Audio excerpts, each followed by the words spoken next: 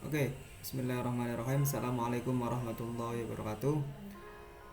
Pada video lanjutan pelatihan ini saya akan coba menjelaskan mengenai geoteknik tambang gitu ya. Oke, langsung saja kita masuk ke materi. Nah, geoteknik sendiri itu merupakan suatu usaha yang dilakukan oleh penambang untuk memperoleh suatu lereng yang maksimal, atau bisa juga disebut sebagai lereng itu bisa dikatakan aman gitu. Nah, maka dari itu pada pembelajaran kali ini saya akan mengasumsikan buku keterampilan lereng yang telah ditulis oleh Profesor Irwandi, yang mana dalam mempelajari keterampilan lereng terdapat adanya prinsip dasar dalam keterampilan lereng, yakni gaya penahan dibagi gaya penggerak. Itu merupakan cara untuk memperoleh faktor kestabilan lereng. Jika gaya penahan itu lebih besar dibanding dengan gaya pendorong, maka lereng tersebut dalam keadaan stabil. Jika gaya penahan memiliki nilai yang sama dengan gaya pendorong, maka lereng tersebut dalam keadaan kritis. Dan yang terakhir, jika gaya penahan itu lebih kecil dibandingkan gaya pendorong, maka lereng tersebut bisa dikatakan tidak stabil. Nah, seperti itu ya teman-teman ya. Oke, setelah itu kita akan membahas mengenai faktor keamanan lereng gitu. Nah, pada pelatihan kali ini kita fokus pada lereng tunggal ya teman-teman ya, bukan lereng jenjang atau lereng overall. Nah, saya jelaskan sedikit ya mengenai jenis-jenis lereng ini ya. Jadi jenis lereng ini, lereng tunggal itu lereng yang cuma ada satu lereng gitu. Jadi ya yang dianalisis ya satu lereng aja gitu. Nah, selanjutnya ada multi jenjang atau interam.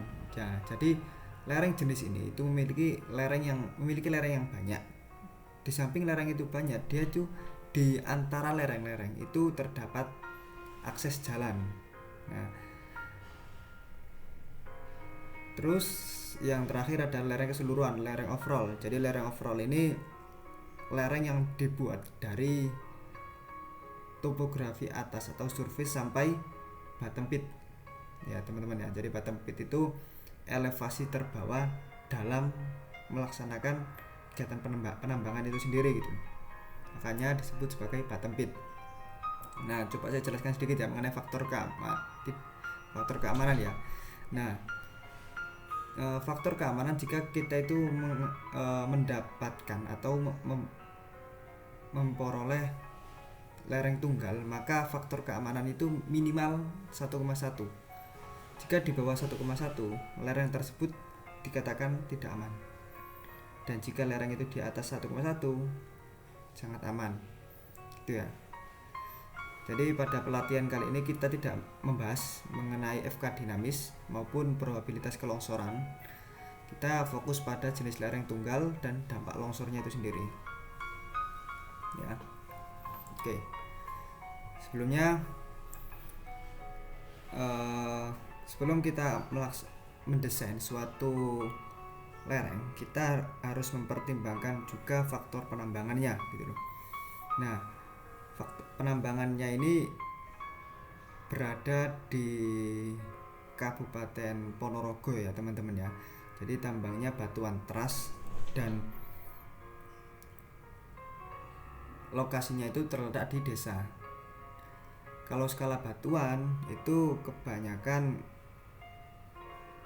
alat yang dipakai itu tidak seberapa besar gitu loh. Intinya alat itu bisa memiliki akses yang mudah untuk masuk ke lokasi penambangan, karena lokasi penambangan ini terletak di desa-desa ya teman-teman ya. Nah, maka dari itu kita sebagai pemrakasa itu merekomendasikan alat yang sekiranya cocok gitu loh. Dan saya sendiri merekomendasikan alat yakni PC 200 ya teman-teman ya. Oke, kita pelajari terlebih dahulu mengenai PC 200 ya. Nah, kita akan mendownload spesifikasi alat itu sendiri gitu ya. Saya download. Spesifikasi PC200. Kita cari yang dalam bentuk PDF. Nah, ini. Nah, di sini dijelaskan ya teman-teman ya, di handbooknya, alat ini memiliki berat dari 19.000 kg hingga 20.000 kg sekian. Nah, kita sebelum mendesain suatu lereng, kita harus mempertimbangkan kedalaman penggalian ekskavator itu. Nah, kita lihat dulu di spesifikasinya gitu. Oke, ke bawah terus. Nah, working range. Nah, di sini dijelaskan jangkauan maksimum, jangkauan ke bawah maksimum, dan jangkauan ke atas maksimum. Nah, jangkauan ke bawah maksimum ini yang kita pertimbangkan. Di sini di garis C.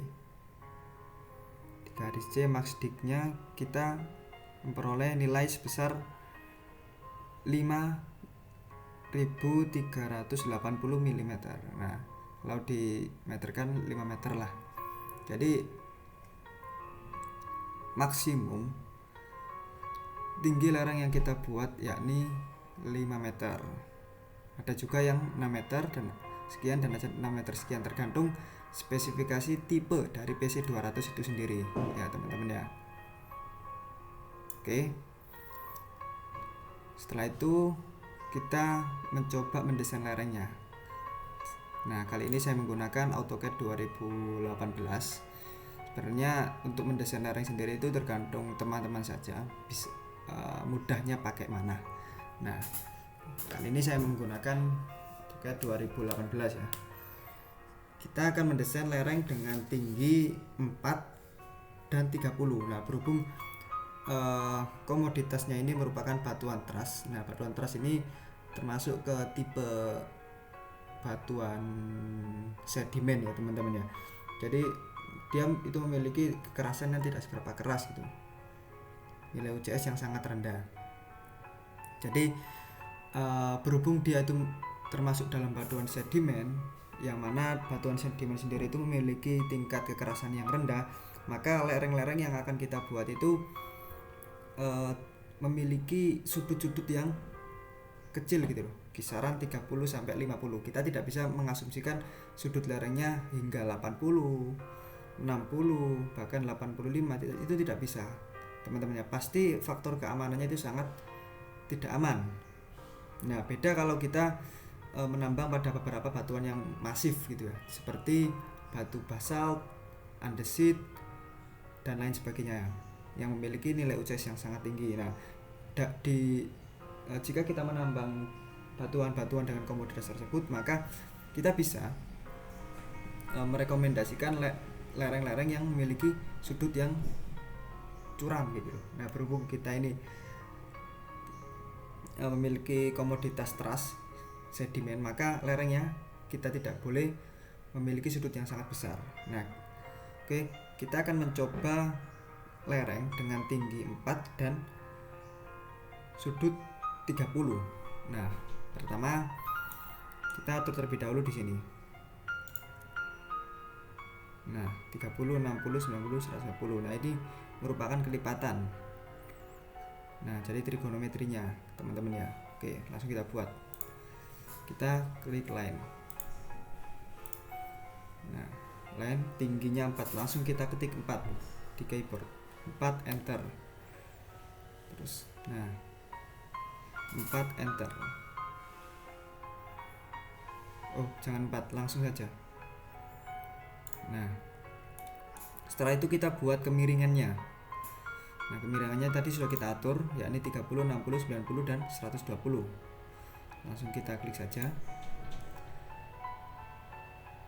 Nah, ini tuh langsung teman-teman ya, langsung ada garis yang membantu kita gitu. Nah, jadi garis ini merupakan garis dengan sudut 30 derajat. Oke, langsung kita klik ya.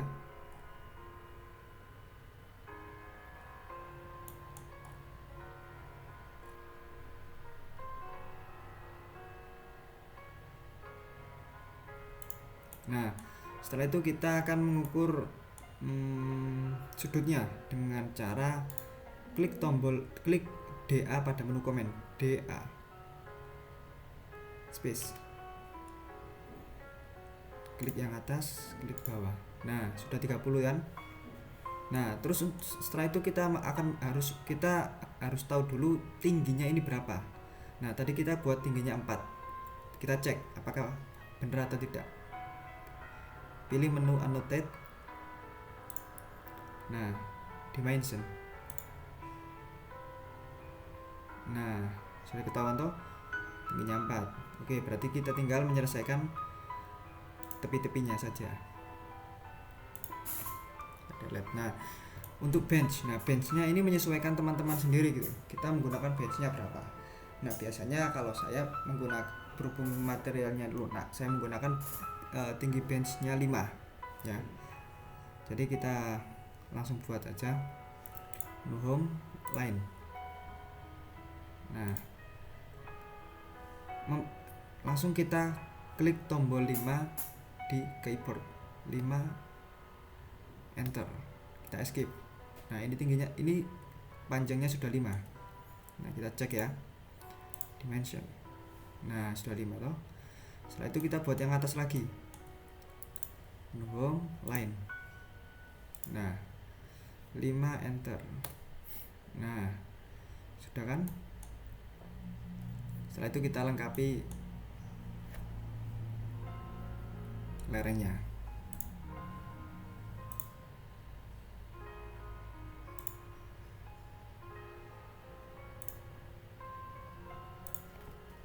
Nah, oke, sudah ya teman-teman ya. Ini merupakan tipe lerengnya.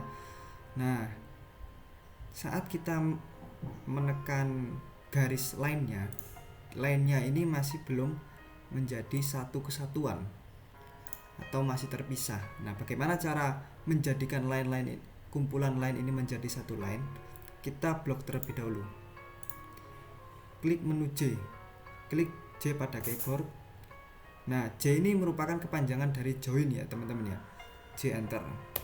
Nah, sudah jadi satu kesatuan. Setelah itu kita save.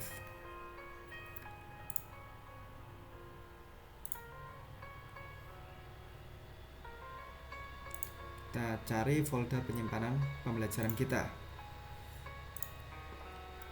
D.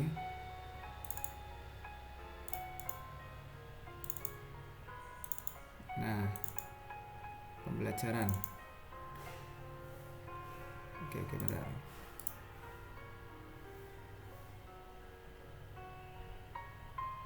Bentar ya, tadi lupa saya sudutnya berapa. Oke, kita ukur lagi. Nah, DA. Nah, sudutnya 30 ya. Oke, kita save. Kita cari folder penyimpanannya.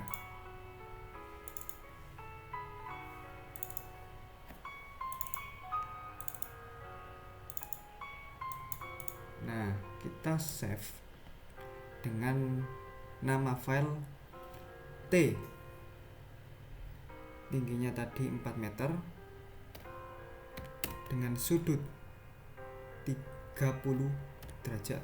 Jadi gini ya, T4 itu mengindikasikan bahwasanya tinggi lereng yang kita buat itu 4 meter. Setelah itu S30 mengindikasikan bahwasanya sudut yang kita buat ini memiliki kisaran 30 derajat. Nah, kita save dalam bentuk DWG terlebih dahulu. Save.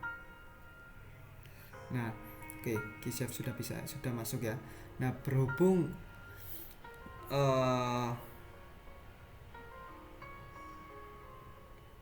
kita nanti itu akan memperoleh atau membuat lereng di perangkat lunak Rosa Engine Slide, yang mana Rosa Engine Slide itu hanya menerima file yang dalam bentuk DXF. Maka kita save juga file string ini, file line ini menjadi file DXF ya. Caranya sama kayak tadi, kita save. Maaf, kita save as.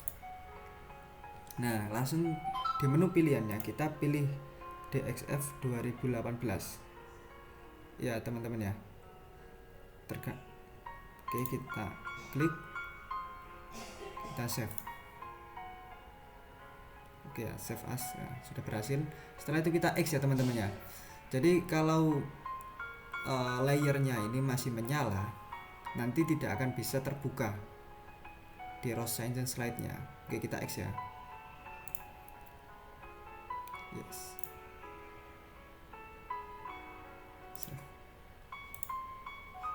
Oke ya. Setelah itu kita akan membuka software Rose Engine slide-nya. Kita klik di sini. Slide.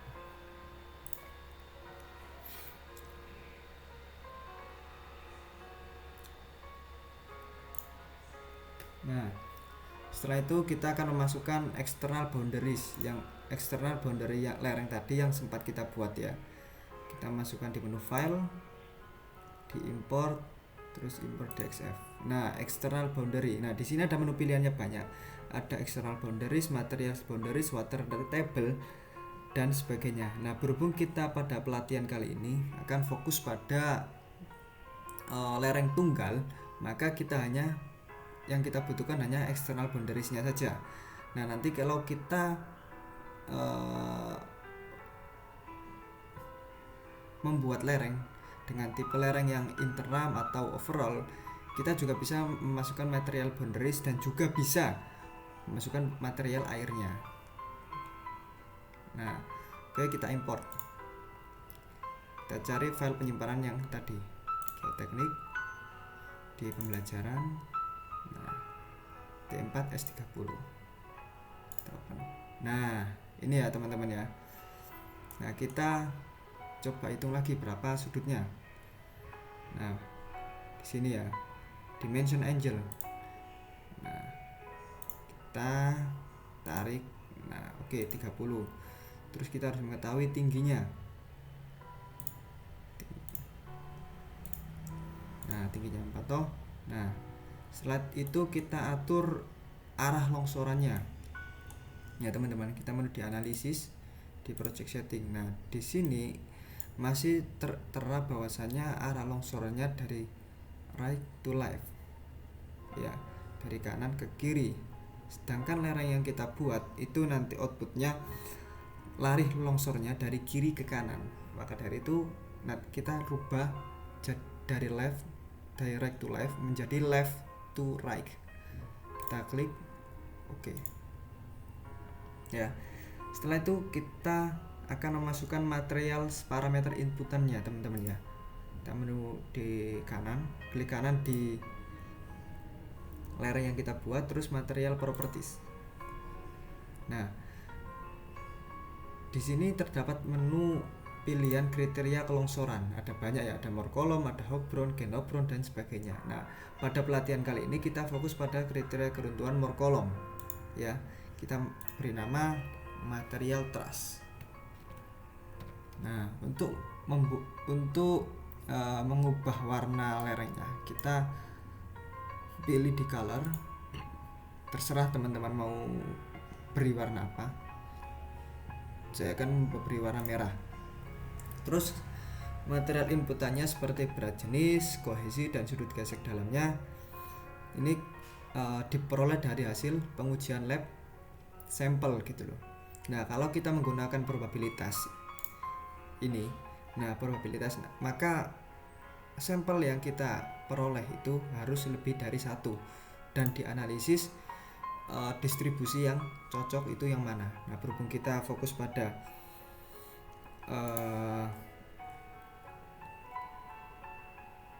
lereng tunggal dengan dampak longsor dengan langsung perolehan FK, maka satu sampel saja itu sudah bisa mewakili keseluruhannya gitu loh. Nah, di sini ada unit weight atau berat jenis, kohesi, dan sudut gesek dalam. Nah, di pelatihan kali ini saya sudah menyiapkan hasil uji labnya itu sendiri.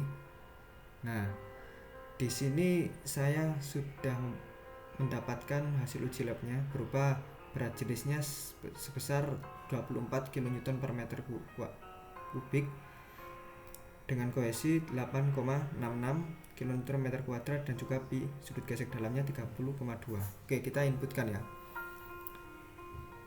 Berat jenis 24. Kohesi 8,66. Pi atau sudut gesek dalamnya 30,02. 30,002. Oke, kita inputkan. Nah, sebelumnya kita harus mengetahui beban alat ekskavator yang kita pakai. Nah, berhubung ekskavator yang kita pakai tadi itu merupakan tipe ekskavator PC 200. Nah, kita harus mencari terlebih dahulu ekskavator PC 200. Nah, tadi sudah kita cari ya spesifikasinya. Nah, di spesifikasi ini dijelaskan dia memiliki berat berkisar antara 19.800 hingga 20.500 kg ya teman-teman ya. Oke, selanjutnya kita akan membuat eksa itu berdiri di sini. Nah, kenapa? Alat itu sangat mempengaruhi faktor keamanan teman-teman ya. Nah, jika di sini terdapat alat, maka dia memiliki gaya penggerak yang lebih gitu loh. Jadi contoh di sini cuma gaya penggeraknya cuma 5. Nah, di sini ada ekskavator berarti nambah jumlah dari gaya penggerak. Gaya pendorong. Nah, oke, kita masukkan alatnya di loading add line load. Nah di sini satuan yang digunakan oleh Ross Science Sled sendiri itu kilonewton per meter. Nah, berhubung di sini itu satuannya kilogram, kita convert terlebih dahulu ya. KN KG ke KN kilogram, convert KG ke kilonewton. Nah, kita klik.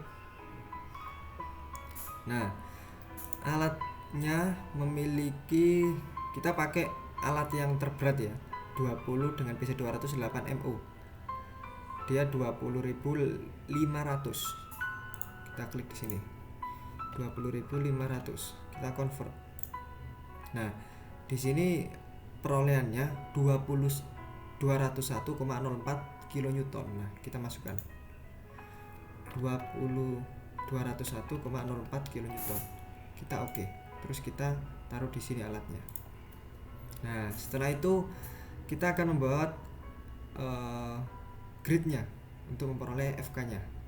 Nah, kita pilih service, terus pilih auto grid. Oke. Nah, setelah itu kita save terlebih dahulu.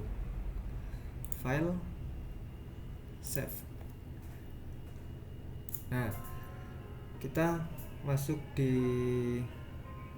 pelatihan geoteknik pembelajaran. Kita buat penamaannya lereng single dengan tinggi 4 dengan sudut 30. Kita save. Oke, setelah itu kita compute, di analisis compute, pilih. Oke, setelah itu kita interpret untuk memperoleh hasil FK-nya.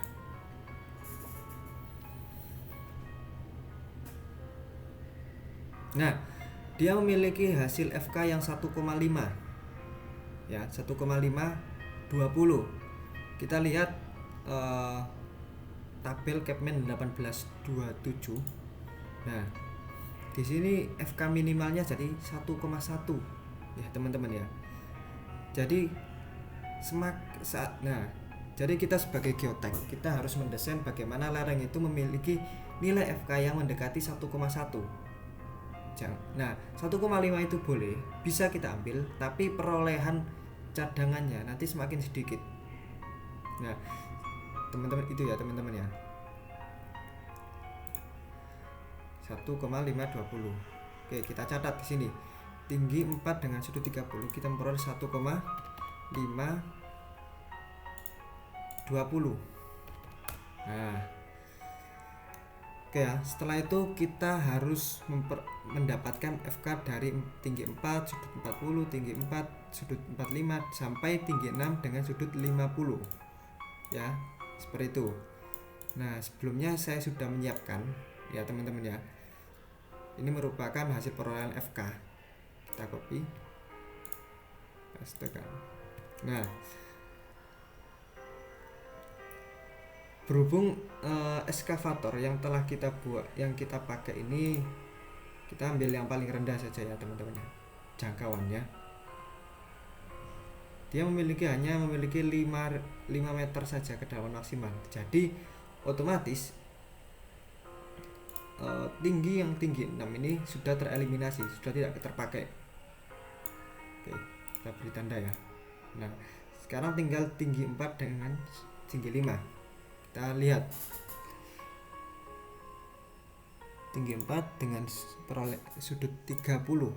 Dia memang memiliki faktor keamanan yang sangat tinggi. Tapi dengan tinggi dengan sudut yang sangat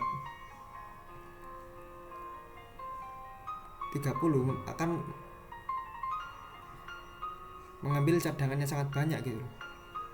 Nah, maka dari itu,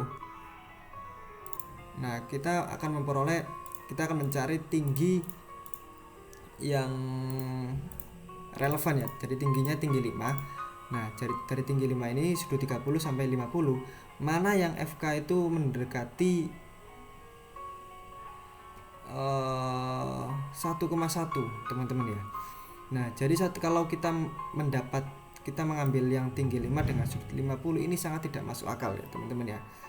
Karena dia ini FK-nya di bawah 1,1. Jadi otomatis dia tidak aman. Nah, FK minimumnya kita pakai yang 1,95. Ini ya rekomendasi ya. Nah, ini jadi dari hasil pembuatan lereng single dengan tinggi yang telah dengan tinggi 4 sampai 5 dengan sudut 30 hingga 50, maka rekomendasi dari tim geoteknik yakni lereng single dengan tinggi 5 dengan sudut 45 derajat yang memperoleh faktor keamanan sebesar 1,195. Oke, jadi mungkin itu saja ya teman-teman ya, pembelajaran mengenai geoteknik. Nah, dari hasil geoteknik ini nanti akan direkomendasikan sebagai pembuatan pit dan juga estimasi cadangan terbuktinya. Oke, mungkin itu saja. Sampai bertemu di video selanjutnya.